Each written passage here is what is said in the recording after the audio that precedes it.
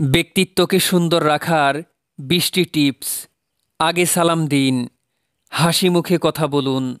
শুনুন বেশি, বলুন কম। তামাশার ছলেও কখনো মিথ্যা বলবেন না। ভুল হলে বিনয়ের সাথে সরি বলুন। অকারণে বেশি হাসবেন না।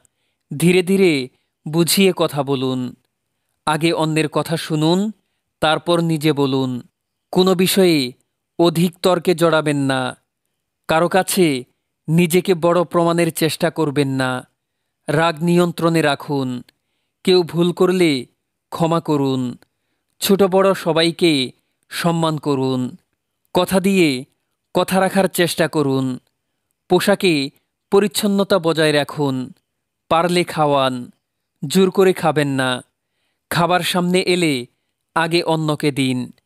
মুখ ও শরীর গন্ধমুক্ত রাখুন। চরিত্র সুন্দর রাখুন। ব্যবহারে নম্রতা বজায় রাখুন।